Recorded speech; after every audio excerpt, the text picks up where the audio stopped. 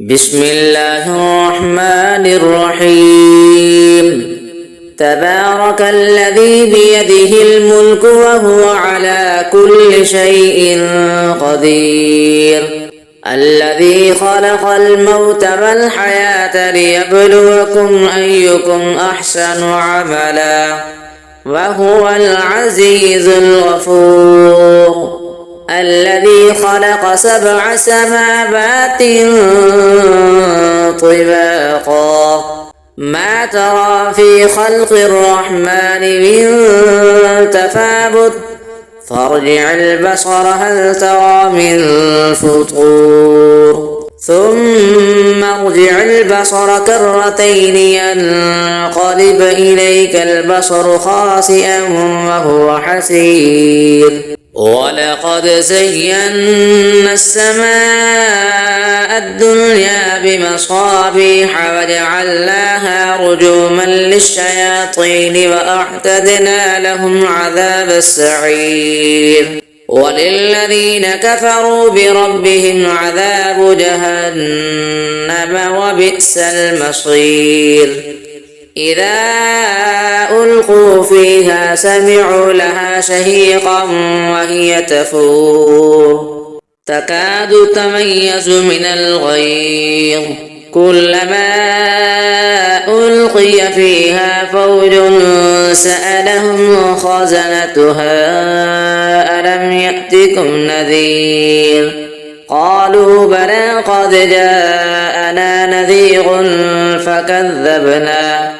فكذبنا وقلنا ما نزل الله من شيء إن أنتم إلا في ضلال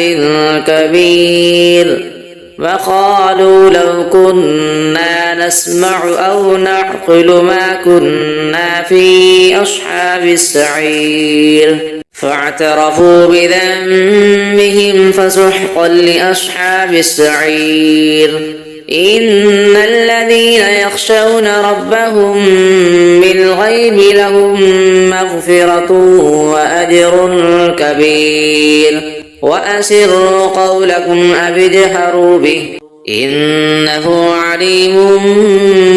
بذات الصدور ألا يعلم من خلق وهو اللطيف الخبير هو الذي جعل لكم الأرض ذلولا فامشوا في مناكبها وكلوا من رزقه وإليه النشور أأمنتم من في السماء أن يخسف بكم الأرض فإذا هي تمور أم أمنتم من في السماء أن يرسل عليكم حاصبا فستعلمون كيف نذير ولقد كذب الذين من قبلهم فكيف كان نكير أفلم يروا إلى الطير فوقهم صافات ويقبضن ما يمسكهن إلا الرحمن إنه بكل شيء بصير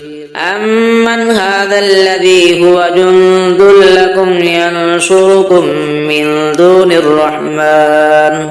إن الكافرون إلا في غرور أمن هذا الذي يرزقكم إن أمسك رزقه بل لجوا في عتب ونفور أفمن يمشي مكبا على وجهه أهدى أمن يمشي سويا على صراط مستقيم